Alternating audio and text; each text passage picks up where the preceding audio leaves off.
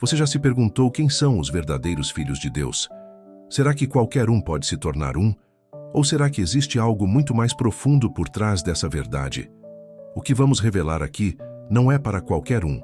Apenas aqueles que foram escolhidos antes da fundação do mundo sentirão o peso dessa mensagem em seu espírito. Se você está aqui e essa palavra ressoa em seu coração, é porque Deus está falando com você.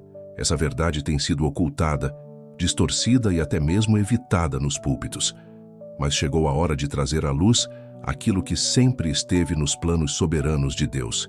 E se, no final deste vídeo, essa revelação impactar sua vida, você saberá que precisa compartilhar essa verdade com o mundo, porque os escolhidos não guardaram a luz só para si. Eles são chamados para brilhar e proclamar o que Deus revelou. Assista até o final e descubra o que poucos ousam ensinar. Desde antes da fundação do mundo, Deus já havia escolhido os seus.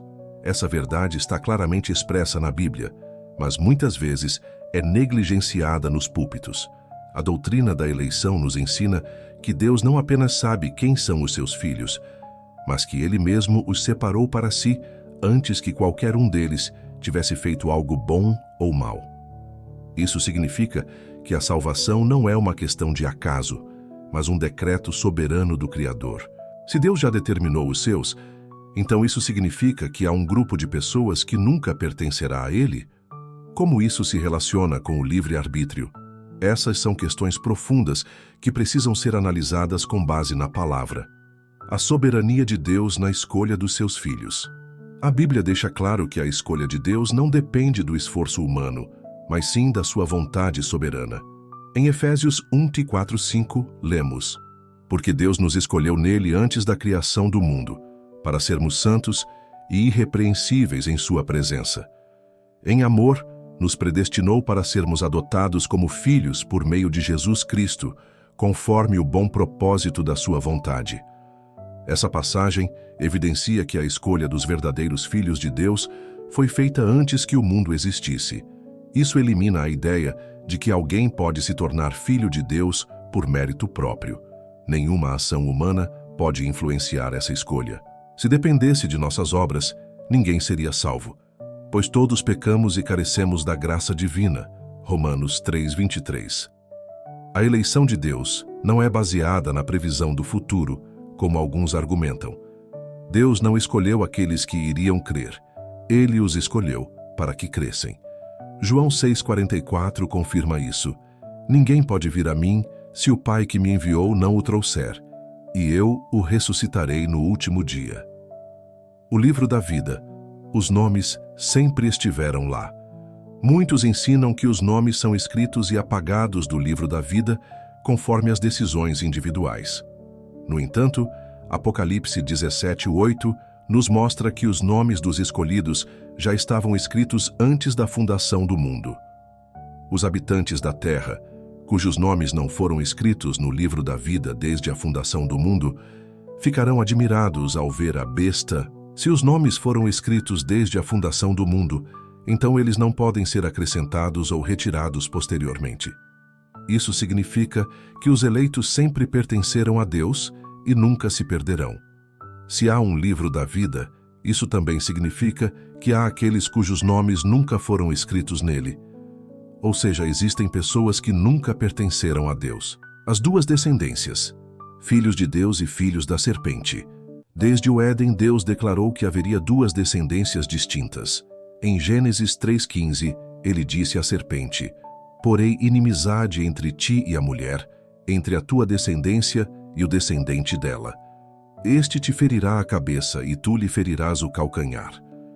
Essa passagem nos revela uma divisão espiritual entre aqueles que pertencem a Deus e aqueles que pertencem ao maligno.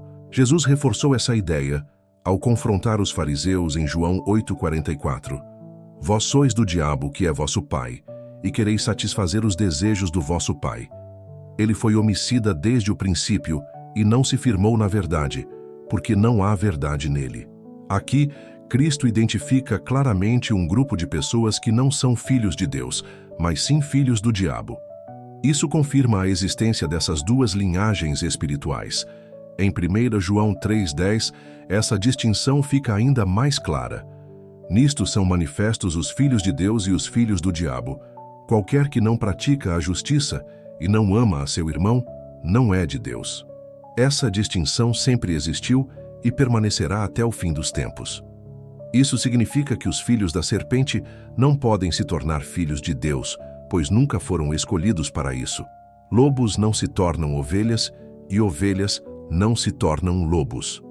Muitos acreditam que uma ovelha pode se tornar um lobo ou que um lobo pode se transformar em ovelha. Mas a Bíblia nos ensina o contrário. Em João 10, 27 e 28, Jesus declara: As minhas ovelhas ouvem a minha voz.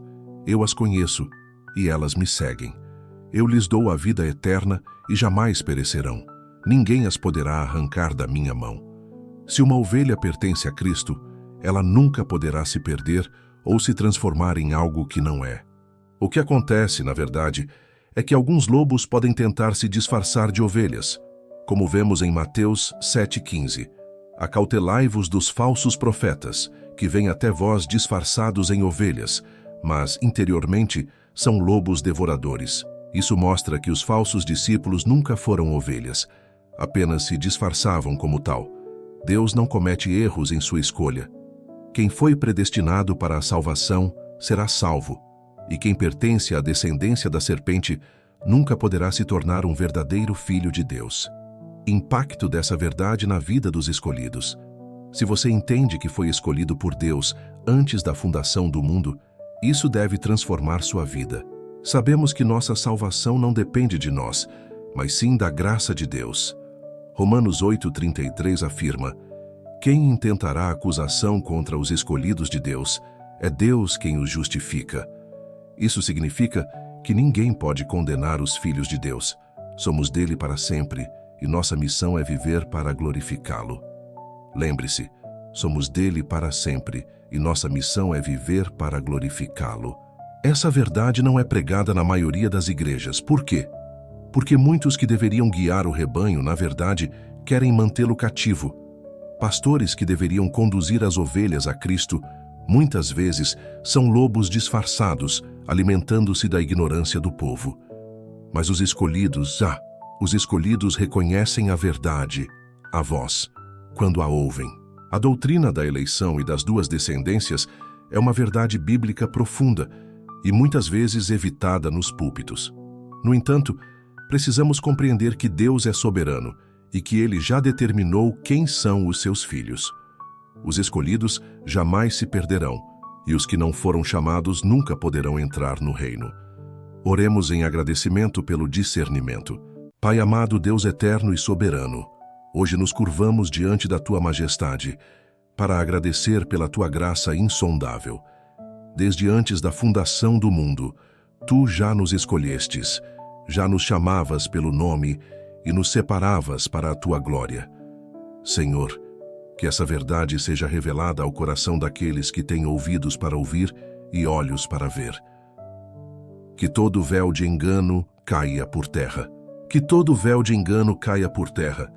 Que toda mentira que nos manteve presos à religiosidade e ao medo seja dissipada pela luz da Tua palavra. Espírito Santo, sopra sobre nós e desperta cada filho escolhido para que conheça sua identidade em Cristo. Fortalece-nos para sermos porta-vozes do Teu Evangelho puro e verdadeiro, aquele que liberta e não aprisiona, que nos conduz a Ti e não aos homens. Que a Tua verdade nos inflame, nos transforme e nos capacite a compartilhar a boa notícia da graça que nos salvou.